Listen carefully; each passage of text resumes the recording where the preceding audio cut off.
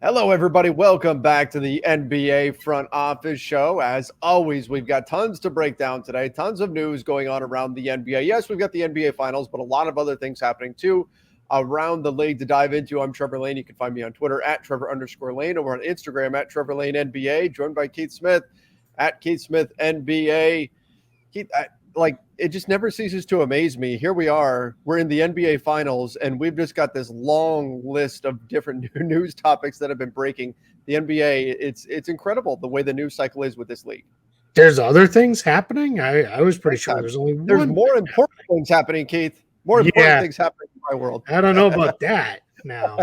I will say this too. If the Celtics win the title, we're changing the banners for at least a week to green underneath with our names and the topic banners and all that. I think that's doable. Yeah, we have to do that if they win the title. But I think that's stick with the blue. But no, being serious for a minute. Yeah, I mean it is. It's just how it goes. No other sport is it. The finals ends. If the finals goes to Game 7, it goes to June 19th. 4 days later is the NBA draft, and then only a week after that is free agency opening. So no other sport in the country is like that, where it ends and you go right into the off-season stuff within week or days of what happens. So that's why stuff has to go on during this. You remember it was several years ago now, the Pistons made a trade in the middle of the NBA Finals. Oh yeah, it was a pretty minor trade in the grand scheme of things, but that stuff does happen. And again, it's because this window is so compact and tight. Usually stuff stays pretty quiet on the transaction front during the finals. Does not want, because the NBA doesn't want that. The NBA, like, could you imagine if the Lakers traded Russell Westbrook Sunday, right? I mean, you know what I mean? Like the Lakers, in my world anyway, the Lakers hiring Darvin Ham being released right before what was that Game 6 last Friday, that obliterated Game 6 among Lakers fans, right? Like that eclipsed it. So, and that's not ideal for the NBA. You want the focus to be on your big stage games. So that's why during the NBA Finals, things are typically pretty quiet, but we do still have a decent amount of stuff out here. Some stuff is from, Adam Silver himself, from him talking. But anyway, let's dive into it. Let's just start with Game 1 here. So Game 1, incredible comeback. Absolutely incredible. I've got a lot of people who are looking at this right now and saying, I'm getting this take out there, who are saying, oh my gosh, Jason Tatum was terrible, therefore the Warriors are dead. If the Warriors lost and Jason Tatum was terrible, then it's over. This is done, because Jason Tatum will get back to normal, and then that's it. If the Warriors can't beat the Celtics with Jason Tatum being unable to hit any baskets, well, what hope do they really have? I've seen that take out there quite a bit. My pushback would be this, that the Celtics didn't miss in the fourth quarter. Like, Jason Tatum was bad hitting shots, but everyone else was hitting everything. They were unconscious. Mm-hmm. So I think there's going to be regression to the mean in both situations, where the other guys will cool off a little bit, just because that's naturally what happens. But Jason Tatum will come up a little bit, and the Celtics will probably stay about what we saw last night. And I think that means they can definitely win the whole thing, but I wouldn't look at it and say this series is done, because Jason Tatum will hit more of his shots and everybody else is just going to do exactly what they did last night.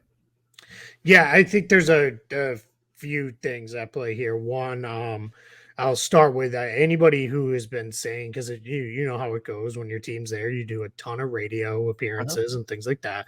And I've had a lot of people say, Jason Tatum was pretty bad. And I was like, let's stop. Jason Tatum shot poorly. He was great distributor. Played great in every other phase of the game. He had 13 assists. He was an outstanding, playmaker all game long, because people are pointing to the ones he had late, but he had a bunch early on too. Yeah. He really did a good job as a passer, and his defense was, the normal elite standards that he usually plays at. Mm-hmm. So I think it's, but to your point, yeah, that's fair, because there's some people saying, well, the Warriors are fine because the Celtics won't shoot this well again. Well, they probably won't. You're right, but Jason Tatum won't shoot that poorly. Tatum will shoot better. There'll be some bouncing. I don't know that they're going to score 120 points again, and maybe even not in another game in the series. But I think that's the other thing. I would also say too, I started thinking about it less as a comeback and more as a complete turnaround, because not only did they come back, but then they turned it into almost a runaway the other way. I mean, that game was over with a couple minutes left because they had built a double-digit lead, and I know that's always a little shaky with the Celtics because they don't always close great. Sure. But I guess my kind of overarching thought was the same going into the series. Warriors haven't seen a defense like this all for months. It's been a long time. And Boston really, once they ironed out some of the weird stuff they were doing early on, and they had some blown switches and coverages against Steph and Curry. But once they kind of went to, all right, we're going to single up, we're going to try not to switch as much on Curry. We won't drop on him either. We'll play at the level of the ball with the bigs. They really did a nice job on him later in the game. And then they really locked in, especially in that fourth quarter. It made it almost impossible for Golden State to even get good shots, never mind make shots. And then offensively, their ball and player movement was outstanding. They went. And this is not the last thing the Warriors saw was 4 guys stand around the arc, maybe one dives to the rim while Luka does everything. That's not how the Celtics play. There was a lot of movement, a lot of stuff off ball going on, a lot of different things. And that really helped open things up. And then last thing I'll say, want to shout out Jaylen Brown and Al Horford, because Brown started the turnaround in the fourth quarter. Really kind of said, get on my back, let's go. I'm going to will us back into this game. And then Horford closed it out with a big time run. When I was looking at that, Horford obviously got going. Jaylen Brown got going as well. We saw, I said coming in that it was a bigger adjustment for the Warriors than it was for the Celtics, because they had just seen the Miami Heat. They had seen that team. The path the Celtics had to take did more to prepare them, I think, for this game than the path the Warriors took. It was a big discrepancy between what they saw in the previous round to what they were dealing with here. I also think if we do flip it over to the Warriors, Steph Curry was hot early, and a lot of that was he was getting open looks. But aside from Andrew Wiggins, everyone else was awful. I mean, Draymond Green was about as bad as we've seen him.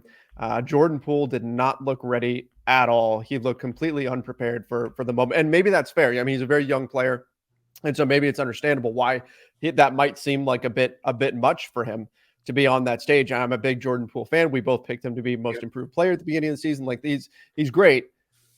But Jason Tatum didn't shoot well. The other Celtics all shot incredibly well. Yeah. Steph Curry shot well. The other Warriors all just disappeared. And that was Clay was basically, I mean, he was 6 out of 14, 3 for 7 from 3. That's a little under his usual. And Otto Porter was 4 for 5. Okay, Otto Porter's fair. Otto Porter was shooting, but I mean, the rest of them, but Draymond, Draymond Green. Oh my gosh! I mean, part of that is that's what Boston wants, right? It's hey, you want to take jump shots? By all means, have at it. You want to take wild off the dribble floaters? Go ahead. We're content. Every shot Draymond Green takes is one somebody else doesn't. Right. And that's how Boston's looking at it. From a decision-making perspective, I think if you're the Warriors, you have to look at that and say, is Draymond going to be this bad again? Is Jordan Poole going to be this bad again? Maybe. They might be. It might just be the Celtics defense is good enough to where they are. So I look at this and I think this series isn't over. No. But that was certainly a mental hurdle now for the Warriors to get over what happened in the fourth quarter there and bounce back. That's going to be important. Yeah, big time. I said this earlier today. The Warriors were going to come out with their absolute best game that they can play in this next game. Because if they don't, it's probably over. You can't go down 2-0 going on the road. They're very good, and we do see teams, including just last year, come back after falling down 0-2, but not going on the road. That's a whole different animal. With it, that's going to make it really hard on them. But yeah, I mean, we'll see. What happens in this next one. I still think good, long, competitive, hard fought series is what we're looking at. But yeah, I think the Celtics.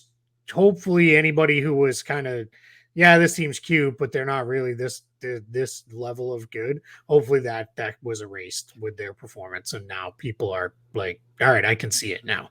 What was interesting was coming into the series, the Warriors were like the Vegas favorites, but that can just be reflective of the betting lines. Sure. I think that because a lot of it happened, like people pay a lot of attention to the NBA early in the season, and then attention tends to wane, and then it picks back up again later on come playoff time. And so you get all the casuals who just don't know anyway, and they know Steph Curry. They know Steph Curry, and they go, Steph Curry's good, so that team wins.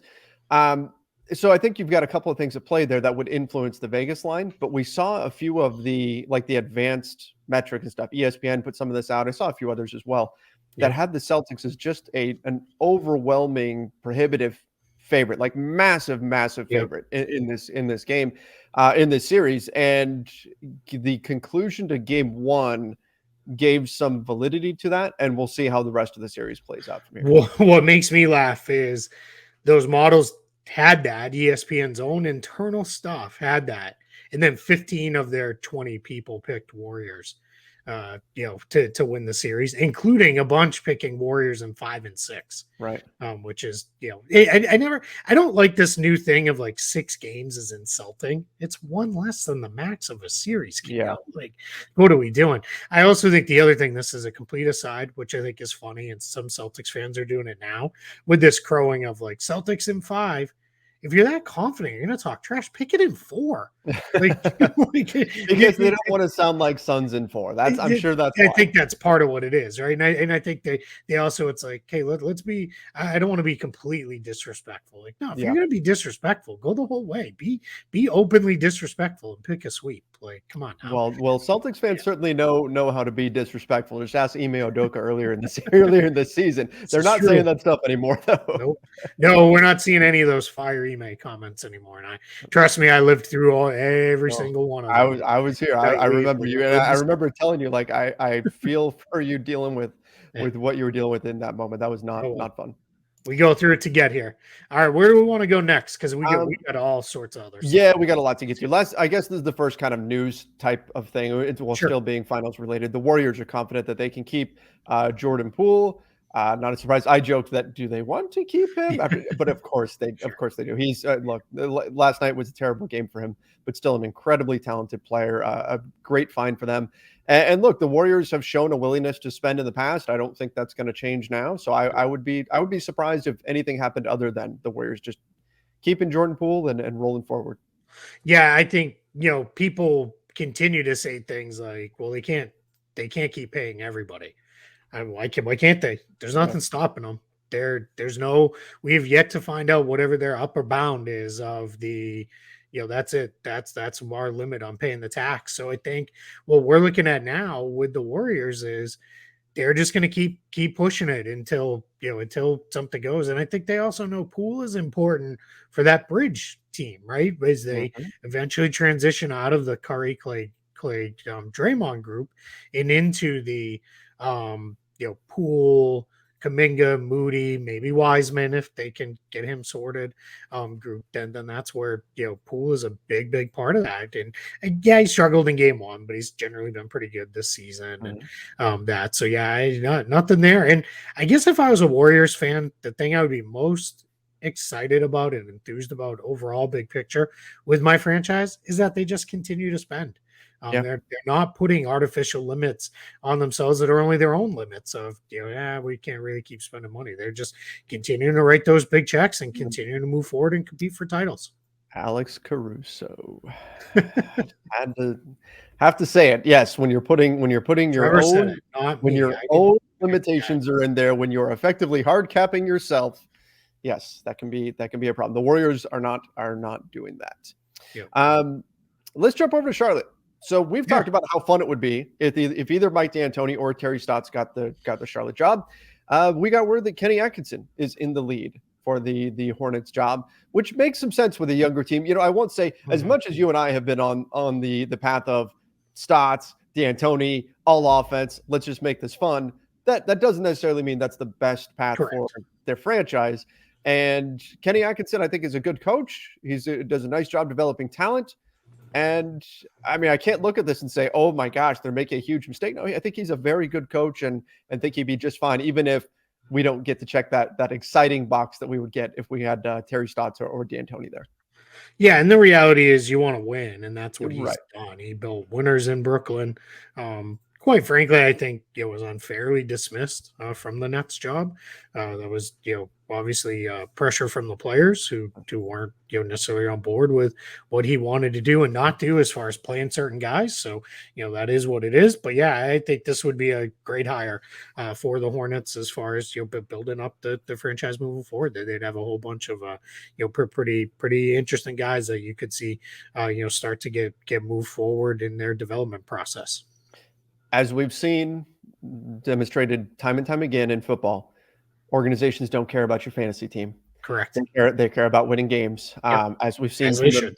Yes, exactly. So, so with that being the case, Kenny Atkinson, I think he'd be a great hire for the Hornets. And I wouldn't be surprised if we hear soon that he is picked as the guy. Mm-hmm. Let's move over to some awards. NBA looking at removing positions from the All NBA awards. And given the way things went this year and the situation you had with Joel Embiid and Nikola Jokic, both of them very, very clearly being deserving of being first-team players, but they were not because they both played the same position. That position was center. I think this makes sense. I think we've been talking about this, that you want to be able to have it be the top 5 players, period, so that you don't wind up where somebody deserving does not make it. So I think this would be the right move for the league. We're talking more and more about basketball becoming positionless. I think the votes should reflect that. Yeah, I completely agree. It's you got to go one way or the other. Either it's positionless or we stop with the nonsense stuff of, well, Embiid can be a forward. He didn't play a minute at forward. He played all of his minutes at center. Same with Jokic. Then being votable. That's not eligible. Votable. I'm very, very tired. Eligible at multiple positions doesn't make sense for some guys, right? But yeah, move positionless. People scream and yell about, well, what about the history of the game? Well, what about it? Who cares? We adjust all the time. They didn't have 3-pointers, 40 years ago, and now we do. It is what it is.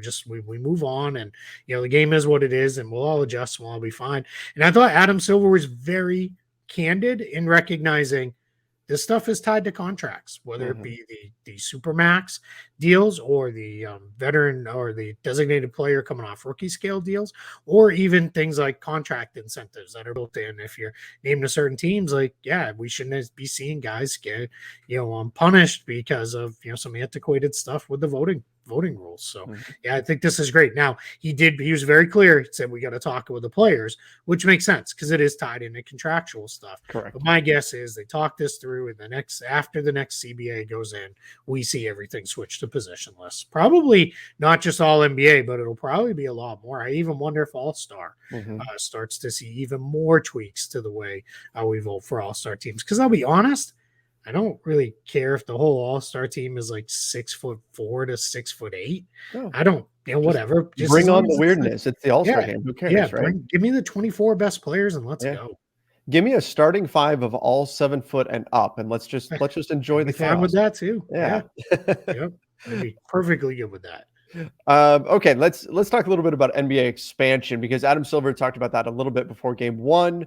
On one hand, he kind of pumped the brakes on expansion, making sure that people knew that this is not a done deal or anything like that, and expressed concern about dilution of talent.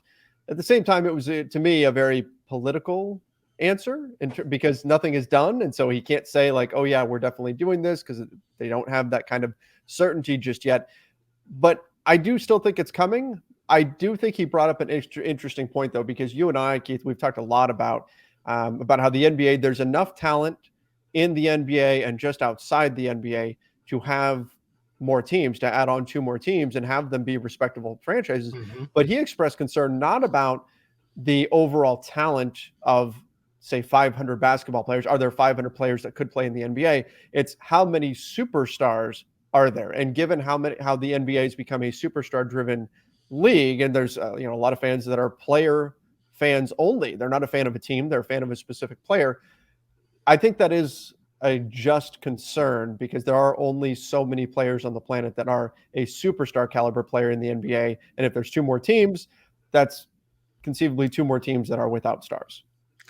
Yeah, I mean, I guess is the way I think about that. It's already how many players are truly superstars, right? And I don't want to have that whole debate because it's just not worth it. But if we let's just say roughly we say there's 10, Well, that's already, even if they were all dispersed evenly, which they aren't, we know that.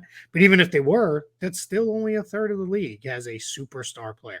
2 more players not going to make any difference. So it's not like we're talking about going from 30 franchises to 40 or, anything like that. We're talking about 2. My takeaways from it was, 1, he direct quote says, expansion is inevitable. I think is what he said, or we will invariably expand. Expansion is Thanos. Yeah, right. Let me rephrase. We will invariably expand, which is good, right? He's owning it, like it is coming, right? But it's what I think he wanted to pump the brakes on is this report that it was going to be coming after the 2024 season ends. Right. I think that's where he's like, "Whoa, hold on."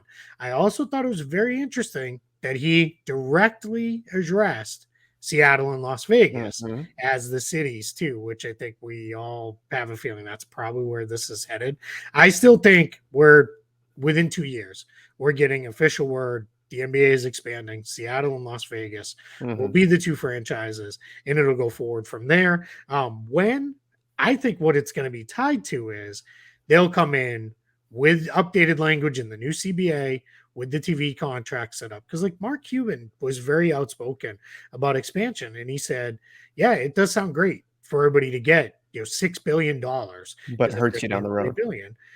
But then the TV contract gets, the pie gets split, right? Yep. 32 ways. The only thing is that $6 billion, none of that goes to the players as it is today. That's not basketball related income. That all goes just to the owners. That's just a weird quirk. My guess is that also gets addressed in the next CBA. The players are like, not that they would get a direct windfall, but it would be, hey, we need to bump the salary cap then, related. So let's keep an eye on this. But yeah, it's coming. They're just not ready to say, on the biggest stage, before the NBA finals start, like, yes, we are expanding. And he's just not ready to make that announcement yet. Now, remind me, when OKC stole the Sonics, and that was a mess. And look, it's not OKC's fault or anything. The city didn't do it, but I mean, it was pretty clear what was going on, and you feel for Seattle. They had to leave the history, right? Yep. Okay, so the new team starting up, whenever it does happen, the new team can just become the Sonics and adopt much like the Hornets. Like the Hornets. Okay. Yeah. Just making sure that to me, that is the correct way to handle this. Yeah, and I think they as far as I understand, I believe the Supersonics banners, because they did win a title, still hang in Key Arena where the Kraken play. It's not Key Arena anymore. It's like Climate Pledge Arena or something like that now. But that's where the Seattle Kraken play. I'll also say this too. I have a friend, multiple friends who work on the broadcast side of things, and they had done work a couple years ago inside that arena on like what would it take to produce live NBA games here again, like what work needs done. Supposedly all the technologies have been in there and upgraded and everything is ready to go for all that, whatever they're ready, whether that's the long-term or temporary home, because there's a lot of talk of building another arena on the other side of Seattle and things like that, which is, who knows where that'll go. But yeah, I mean, it's coming. It's coming eventually. And I feel really, really confident it's going to be Seattle and Las Vegas. It makes too much sense for it to be those. They don't want to lose either one of those markets as NBA markets. Like you let the Kraken get a super big foothold in over the next couple of years. The Knights in Las Vegas have already kind of gotten that jump on them. They're huge. We're here. I mean, the Raiders are there now. We're here, and maybe the A's could move to Las Vegas. We've heard some of that stuff there. If any of that stuff happens, like now you run the risk of being third or fourth in the pecking order, and they don't want that. They want it to be, let's go. And Seattle's always been a great basketball city, and Las Vegas has a long basketball history as well. So, hopefully it'll all work out. I think I've mentioned this on here before, but when last time I was in Vegas, it was probably 6 weeks ago, whatever, 4 weeks ago. I don't even remember at this point, but that's Vegas. And I went to the studios to go record there for Blue Wire, and happened to run into Darren Waller was there, the tight end of the Raiders, which is very cool just to get to meet him and all that kind of stuff. But I asked him specifically, I said, hey, there's been talk about NBA expansion coming here. What's been your thought on, like Las Vegas fans? Do you think, is Vegas a good sports town? Like, could it support a basketball team coming in when you've already got hockey, you've already got football. And he said, oh no, 100%. Like these fans are rabid out here. They are behind this, and it can easily support an NBA team. So that was kind of cool to hear from the player's perspective. Yeah, I look at it very similar to where I live here in Orlando. It's you will have your local base of fans that they're going to be the ones who buy the bulk of your season tickets. They're going to form kind of your core. And then everybody else who comes in are the ones who, hey, we happen to be in town. Oh yeah, let's go check out a basketball game and stuff like that. We've heard that about the hockey team in Vegas. Football is a little bit different, right? Because you can really plan, hey, we're going to fly in, we're going to see the Raiders play our team, and then we'll, spend the weekend in Vegas and have a good time and all that. That's a whole different setup. But yeah, I think, basketball wise, that they'll be fine because you'll get, you'll get stuff. And it's always interesting too. I think we get a little twisted on basketball. You don't need a billion local fans. You're not trying to fill 100,000 seat stadium. You're trying to fill 20,000 seats inside a arena. Like you're gonna get there. That's not going to be a hard thing to do. Here in Orlando, they draw great. Here, even when the team is bad, their attendance is very solid. So they'll be fine. I'm not in the slightest worried about that. And I think we need to keep in mind too, not only do they already have Summer League there, but WNBA is already in Vegas. And the Aces are fantastic this year. So the NBA is seeing what and UNLV has done well forever there also. So they're ready for NBA basketball, year round. All right, let's move on to the Utah Jazz. Quin Snyder leaving the Jazz. I mean, we're hearing more and more rumblings that maybe he's leaving. We saw earlier today that money isn't really the issue here. We talked about this the other day on our show, and I said, it feels like this is all one-sided. This is Utah trying to convince Quin Snyder to stay. And usually if it gets to that point, that's not a good sign that it's actually going to come back together. I mean, look, nothing is said and done here, but it just feels like he's on his way out. Yeah, I think I said when we talked about it the other day that my guess is they'd all do one more year together. I'm going to backtrack on that with a little bit more of the reporting that's come out there and a little bit better understanding of the situation. Yeah, I think he might be done. I think, too, we're going to see him take a year off. We know he just had hip surgery. So my guess is he takes a year off, probably does kind of what we see a lot of the coaches do. We'll hear, Christmas-ish. He'll pop up and he'll be visiting teams and all those kind of things. And there's a not small part of me that thinks Pop does one more year with the Spurs, and then Quin Snyder steps in as his replacement in San Antonio. That's where I think this might be headed. I think that's probably the plan as well. I agree. Yeah. All right. Zach LaVine potentially staying with the Chicago Bulls. We've been saying all along that that's the most likely outcome, just looking at what's out there, looking at who can offer Zach LaVine a chance to win, all of that kind of stuff. That I think that most of what we've been hearing about Zach LaVine potentially leaving has been about kind of sending the message like, hey, if you mess around with this contract, we've got options. We've got other places we can go. If you want to start talking about, non-guaranteed years, or you don't want to put in a player option, things of that nature. I think that's what a lot of this has been about. I think him staying with the Bulls makes the most sense. But again, I think if the Bulls start to get tricky with things a little bit, if they try to get cute, Zach LaVine has some other options that are out there that could potentially be landing spots for him. We've talked about the Spurs. We've talked about the Blazers. There's places for him to go, but I still think if I had to put money on it, Zach LaVine sticking with the Bulls makes the most sense. Yeah, I completely agree. This came from Brian Windhorst on the Hoop Collective podcast. He was the one who, had this latest nugget that basically his read is that LaVine's not going anywhere and doesn't want to leave Chicago. I didn't put a lot of faith in the whole he doesn't want to. Okay, I know LeVar Ball said it, but he doesn't want to be a number two. He wants to have his own team and all this stuff. And then some of the teams that were immediately mentioned, it's like he's going to be number three on those teams. Like, what are we doing here? Like that's not the way this is going to go. So yeah, it's my guess is this one shortly after the opening of free agency, we hear Zach LaVine and the Bulls have agreement on a 4-year +4+1 max contract, and he's going to stay right there. And then they'll sort it out and figure it out from there. Because the other thing that's important to know, this team spent some money last year. They got pretty expensive. Anybody on a max deal? DeMar DeRozan, for as great as he played last year, he's not on a max contract. So, you do have room to do a full max deal. If Vooch has only got 1 year left, then he'll be off the books, and you can really start to reset things pretty quickly in Chicago if you need to, around LaVine as kind of your centerpiece moving forward. And that's something the players have to consider when they're signing these contracts. I know we're in the era of sign the contract now, figure out the destination later, but that it's not wise to not consider what the future would look like and have a sense of how that could potentially play out. And if you're Zach LaVine and you're saying, well, I really want the team built around me. Well, you know what? When you are a year in now or another year in, then maybe you'll have the opportunity to do that and have that situation come true. So I don't think it's a bad spot for him to stay in Chicago at all. Yeah, exactly. And that team was really good before they had all the injuries. So speaking of which, crazy. Yeah.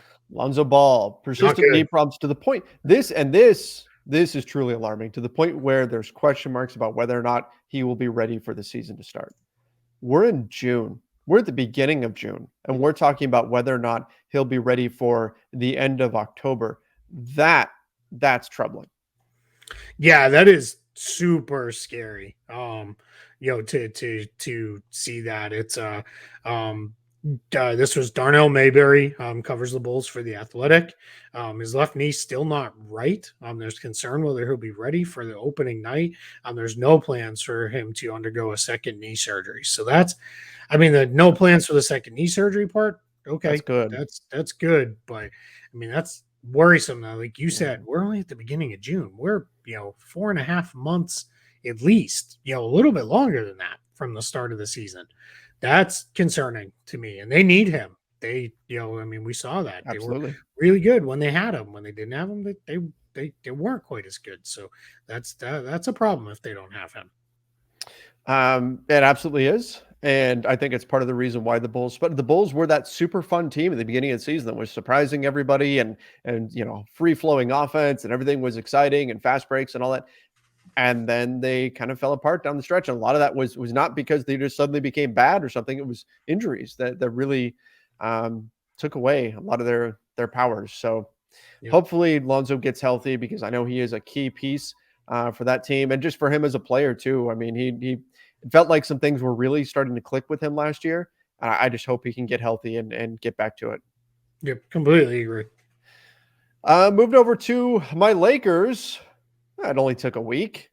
Then they officially announced Darvin Ham. It was literally a week ago that Woj and Shams said Darvin Ham to the Lakers, and LeBron tweeted out congratulations, and then silence for a week. And sometimes it takes time to get contracts done and all that kind of stuff. It was a holiday weekend. Like, I get it, but still there were a lot of questions like, why is this taking so long? But now officially the Lakers have announced that Darvin Ham is their head coach. But we got a story today from Mark Stein that said that he wasn't necessarily their first choice, which isn't a surprise. We had heard that the Lakers were maybe waiting on Quin Snyder, maybe waiting on Doc Rivers. But Stein says that what he's heard around the league is that Juwan Howard was actually their top choice, and they had hoped to convince him to leave Michigan, but ultimately Juwan Howard wanted to stay and coach his kids, which, I mean, you can't argue with that, right? Like, you have an opportunity to coach both of your sons at the collegiate level. Like, that's an incredibly rare opportunity. So nothing. That's not a poor decision on the part of Juwan Howard at all. That's perfectly reasonable. But interesting that he would have been their top choice if they had their pick of anybody. Yeah, and you kind of get it, right? He played with LeBron in Miami. He was then a member of that staff, I believe, while LeBron was still there. And Rob Pelinka in college. Mm-hmm. Yeah, exactly. You have teammates with Rob Pelinka on the Fab Five teams. Mm-hmm. Have you ever heard the Rob Pelinka story with Jalen Rose? I haven't. So they were in the NCAA tournament. This has got nothing to do with anything.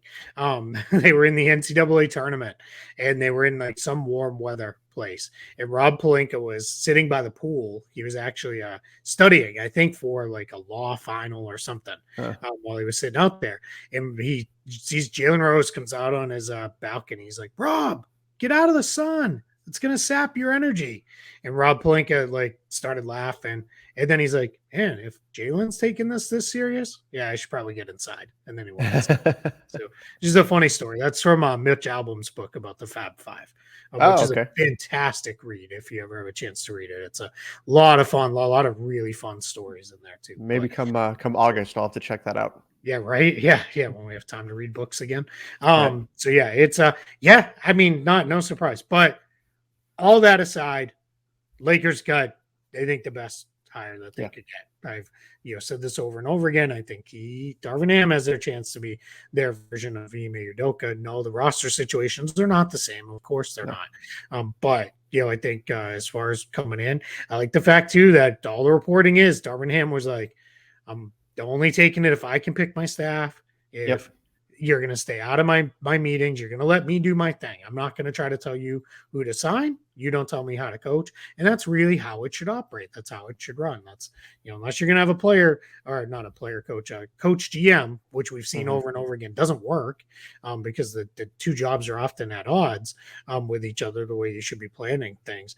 That's the way it should work. Coaches coach, front office is front office. I don't know what to say there, but they do their thing. And they're front runners. They front run.